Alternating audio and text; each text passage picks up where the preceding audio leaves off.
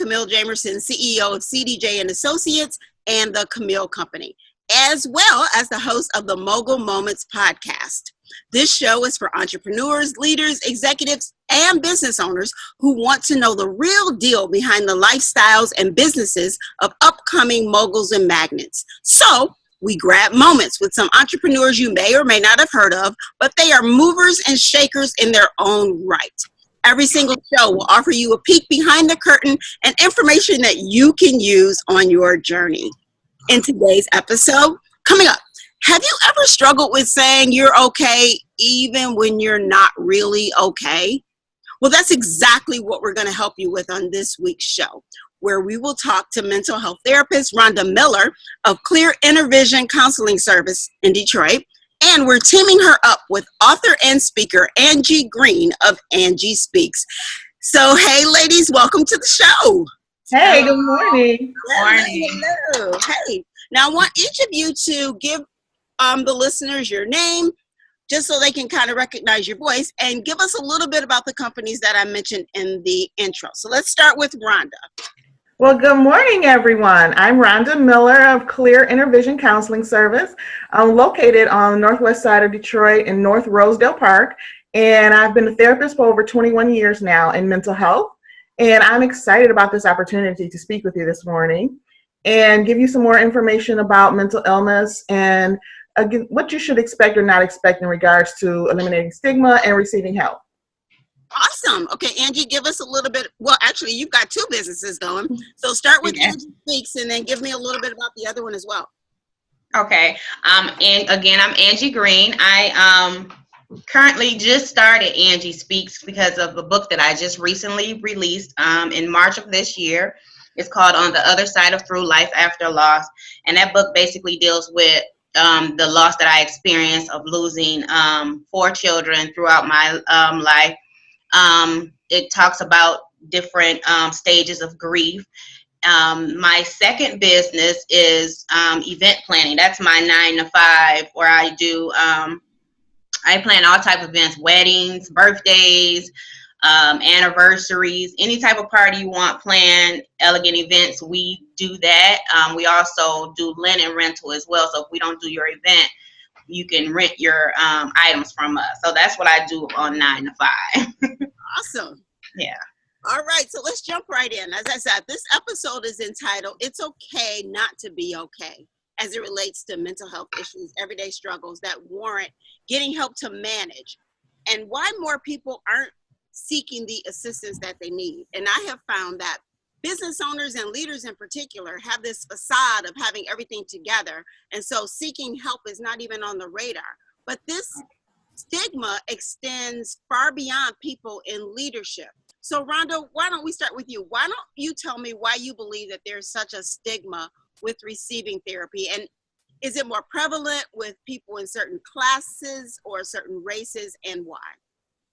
Well, currently I'm thinking about stigma.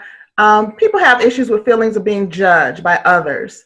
So that's a big problem regardless of what arena you're in, whether you're a mogul, whether you're a person on the street. It's just a matter of not wanting to feel judged by others. It's important to know that when we look at mental illness or mental health, we're looking at people thinking that we're not okay with our everyday, we're not okay with taking on responsibilities. And so judgment comes into play there. And feelings of being judged is a big factor in stigma. People being misinformed about what therapy involves. People thinking they're going to be hospitalized if they talk about what is happening with their mental illness. Some issues do require hospitalization, but not as many as people may think. People are using their platform knowingly or unknowingly to promote stigma. So we have a lot of people who are in the limelight, in the media, and sometimes they promote stigma without even knowing it. So let me give you an example. About 3 years ago, I was watching the news, and there was a newscaster that was working a story that had to do with an individual who had a mental illness and became involved with the legal system due to some unlawful behaviors. Well, they had panels on the show where they were talking about mental health and being aware of mental health, and from nonprofit agencies. And so at the end of the segment, the newscaster basically said, "Crazy is as crazy does." Wow. So when you look at, right, and I'm sure the newscaster did not realize they were using their platform to promote stigma, but that's how easily it can happen. Words have power. So we have to make sure that when we are talking about mental health, when we are talking about stigma, we are recognizing the words that we are using to describe situations. We need to really stop using the word crazy for undesirable behaviors. Wow. The other half of that question was talking about as far as getting treatment and therapy. Is it more prevalent with certain classes or races of people, or do you find this stigma or this resistance to therapy across the board? You know, those things that impact a community within a society also impacts the level at which stigma plays a role in seeking and receiving services. So marginalized communities have always been impacted due to the lack of access, no decision-making power, the belief of being less than by the majority. So you have to remember, when therapy first started being popular, it was within the affluent communities. Yeah, right. More Caucasians had therapists and psychiatrists. Right. Those were the communities in which you found services. Those were the communities in which you could afford services. African Americans did not have access to therapists or mental health services for a very long time within our own community. So what did we do? Well, we went to church. We talked with close family members and friends. We were very careful because most of us grew up with being told, don't put your business in the street, right? And I see Angie nodding because we had conversation. So that's an excellent point. And with that, let me just jump to Angie real quick, because as you heard, listeners, she talked about a book that she wrote on the other side of through. And in that book, Angie talks about her bout with mental illness under the guise of depression. So Angie, let's talk a little bit about that, because that plays right into what Rhonda was just saying. Right. When you were going through your depression, what was the catalyst that finally got you out of the bed and onto a therapist's couch? And now keep in mind, Angie is a person of faith as well. So we had our church, you have your kind of faith community, but she felt the need to take that extra step. So give me an idea as to what happened that got you out of the bed and onto the couch. What provoked you to finally make that call? I felt like I was just losing control of everything. And when you get that feeling of that you've lost control of everything, it starts to just, it's like you just don't know what to do. So I said, it's got to be something. So I just started praying. It's like, Lord, what should I do? I don't know what to do. Because, that loss of control was not a good feeling. And I knew it had to be something better than this. And I felt like I needed to get a grip. And I needed someone to help me. So I was led to call a therapist. But, as Rhonda was saying, in the African American community, well, I was always taught, don't tell your business, go to church, pray on the altar, leave your worries on the altar and keep it moving. Right. So we weren't never really told to go to see a therapist. I said, okay, they're here for a reason. So I'm going to try them out. So that's what made me try them out, because, not only was I felt like I was losing myself, losing grip on life and reality, staying in this bed because I'm depressed, not being able to take care of my son.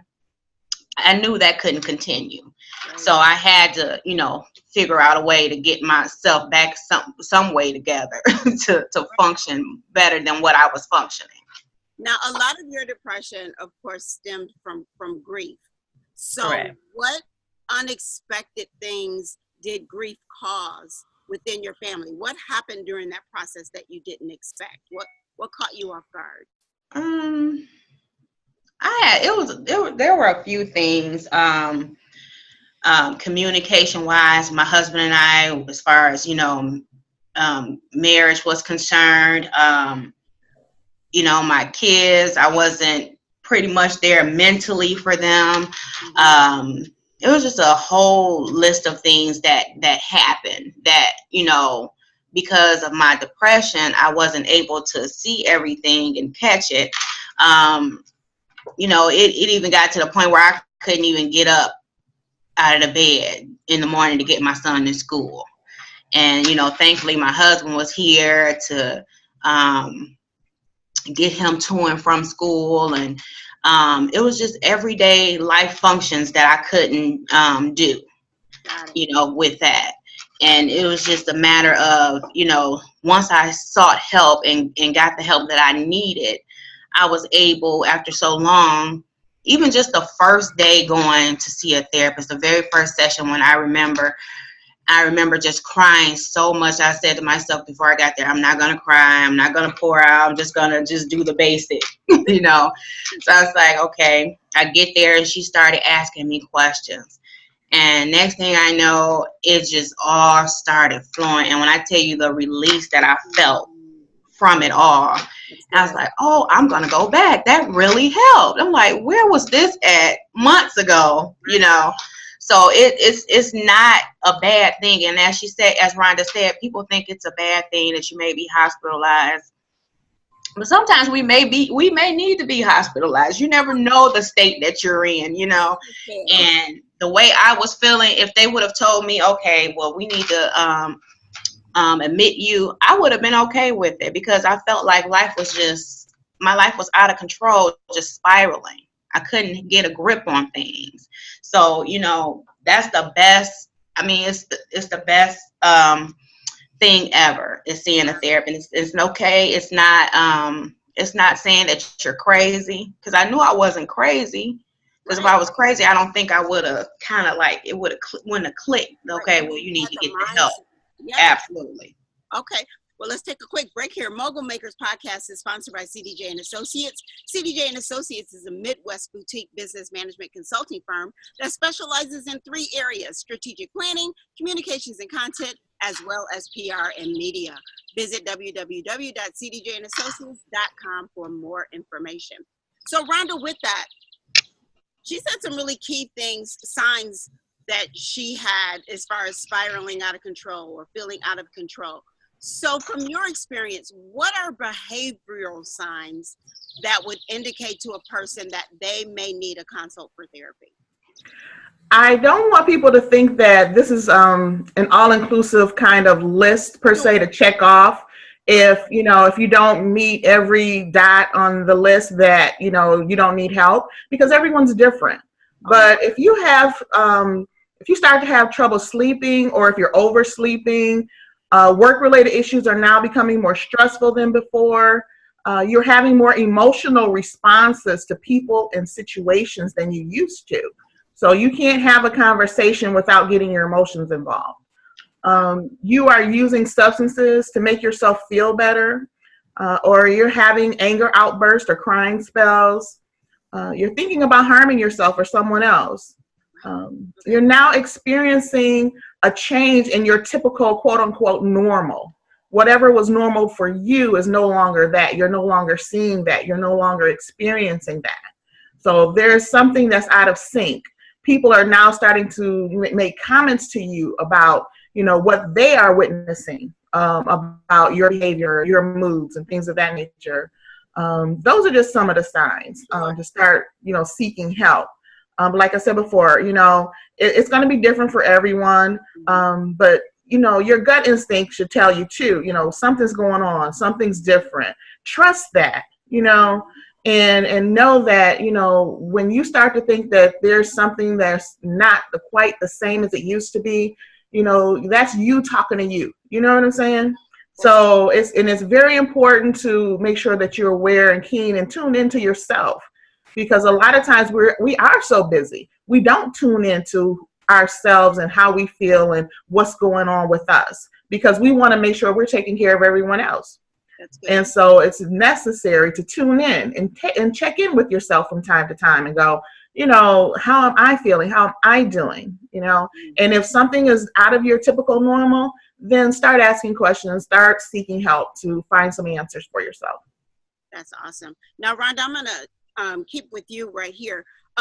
because someone isn't sure that they need therapy and they call you. Of course, very hesitant, afraid, because of the stigma, because of really not knowing what's going on with them.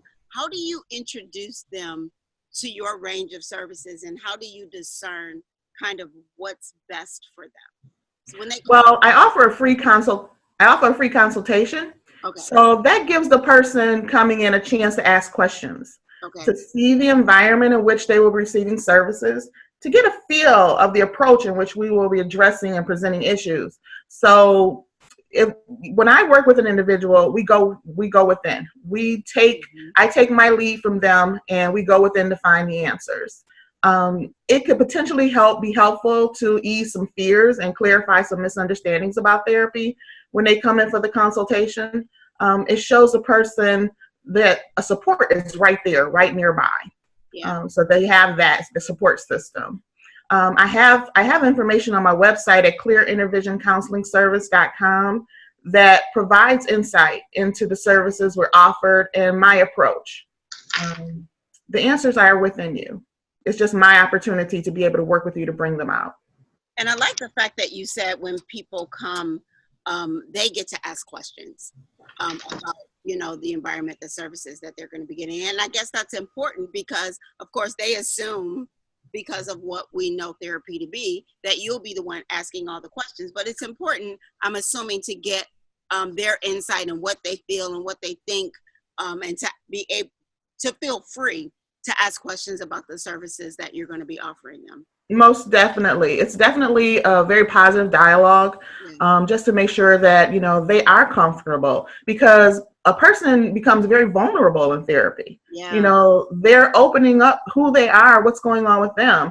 And you want to be able to feel that you can trust that individual once you start to become more and more vulnerable. Because sometimes in therapy, it gets worse before it gets better, because you have to start going through and processing those feelings and those thoughts. And those are some things that you could have had shut off for a long time. Wow. And never really kind of experiencing how they made you feel. Wow. So definitely important for that open dialogue to happen beforehand. Now, Angie, jumping to you for a second, one thing I would say when I read your book is that it offered a different type of therapy, so to speak. Right. Because sometimes when you're dealing with something, the thing that will make you feel better, or to make you just kind of get on the other side of it, is understanding that you aren't the only one. Absolutely. That someone else has gone through it. And that's kind of what I took from your book. Whereas I haven't experienced the grief of losing children, I have experienced the grief of losing my dad.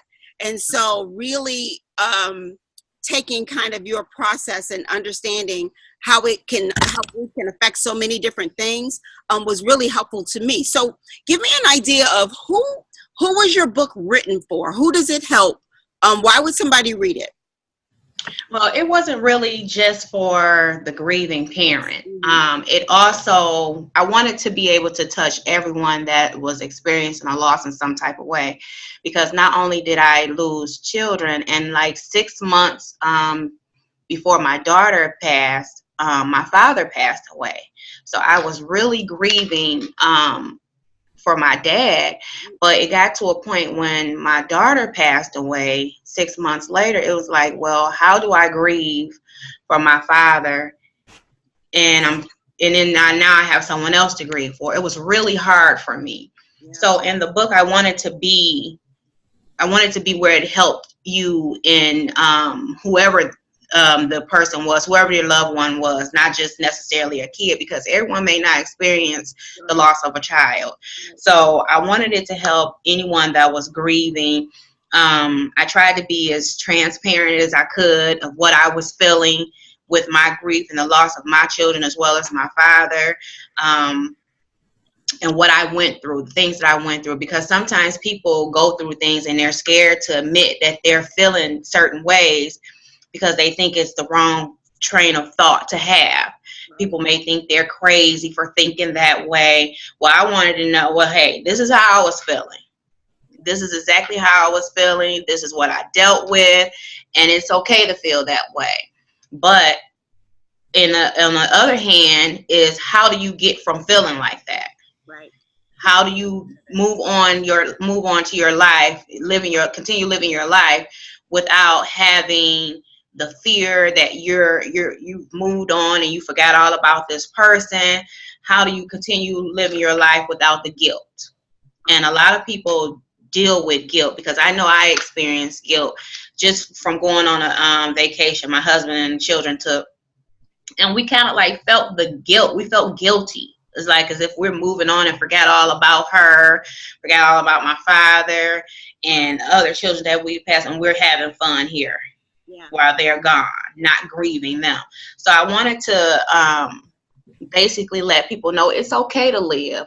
And how would your loved one feel that you're here grieving and not experiencing life how you should experience life, even if how would you be living life if they were here? That's good. And to let them know that it's okay to move on. Awesome. Thank you, Angie. And both Angie's, her book and more information about her speaking can be found on angiespeaks.net. And Rhonda gave you her website as well as www.clearintervisioncounselingservice.com. We'll make certain that all of their information as far as getting Rhonda's services and or purchasing Angie's book or hiring her for speaking will all be in the show notes. So you'll have access to that. Now here's our extra question, guys, and this is one they didn't know about. So this is the business aspect side of it. So what is something about building your business that people would be shocked to know? Because people say, oh, you're a business owner. Oh, yay, great. But what's that myth that once you got into it, it's like, okay, this is not what people think it is. What's that thing that caught you off guard or that was harder than you thought it was going to be? Now, either one of you can jump in. Let me see. The work. Putting the work in. Yeah. Putting the work in, the investment of it all. And it was just when I first started, like even with my event planning, I was like, oh, I didn't realize I had to do all this. So then with the book launch and when I first met you, I was like, oh, I got to do all that. And I'm not a speaker. So if people that know me know that I don't speak. And I was like, oh, this is what I asked for. But I didn't realize all the work that had to be put into, even from writing the book, all the work that had to be put into doing that, till now getting the book out, marketing, and talking about the book. The part that you love. You don't want to do the other piece. Right. Market that particular product. I totally get that. Yeah. So Rhonda, what about you? Was there anything about building Clear Innervision counseling service that caught you off guard or that was harder than you thought it was going to be? Well, yes, most definitely, because I'm a therapist. Right. I am not a therapist. So all the things that come behind the scenes in starting a business and running a company has nothing to do with therapy. Absolutely. My mission, my goal, my dream is to help people feel better, have better lives. That has nothing to do with profit and loss statements and invoicing and so, and I agree with Angie, it's the behind the scenes work. It is, learning to be okay with making a mistake. Because every learning opportunity, is not necessarily a mistake, but can be, so being okay with making a mistake and doing something different. Definitely looking at, what you don't know and reaching out for help from people who do know, because you don't always know what you don't know. Absolutely. So asking questions from people who are doing the same thing or similar things that you are doing. I reached out to you because you were just magnificent and helping me get off the ground. Y'all, I didn't tell her to say that. But I know that, I would have struggled so much more had I not had you help me with my grand opening. Yeah. So it was just an incredible opportunity to look at, okay, I need help, and being okay with asking for help. So definitely know that it's okay when you're starting out, that it's okay to ask for help. You're not expected to know everything. That's right. Well, all right, guys, that is it for today's Mogul Moment. Thank you so much for tuning in. I want to thank both of my guests, Rhonda Miller of Clear Innervision Counseling Service and Angie Green of Angie Speaks. Again, as I stated before, all of their information will be posted in our show notes. So make certain that you tune into Angie's website where you can get a hold of her book, find out where she's speaking, and or get her on board to speak at your event. Also, if you're someone who may need therapy, why don't you do a consult with Rhonda? Won't cost you anything to do a free consultation. Just get an idea of what services may be available to you. Now, Rhonda, do you just service in person, or are you open to servicing online? I actually go in the homes for people who have Medicare because Medicare offers that opportunity to be able to work with individuals in their home. So as the business grows, there will be more opportunities like online therapy. But right now it is in office and in home for those who have Medicare. That's awesome. And so that's something to keep in mind, people. So if you have a parent or an elderly loved one that you're caring for, and you believe that there may be some needs for therapy, and you're wondering about how to get them back and forth, etc., this is a great option for you, especially if you're in the southeastern Michigan area, to reach out to Rhonda and perhaps get some help for your loved ones as they make the transition through aging and the different mental health challenges that they may have. So thanks again for tuning in, everybody. There are 3 things I would love everybody to do. First of all, share the podcast or tell a friend about it.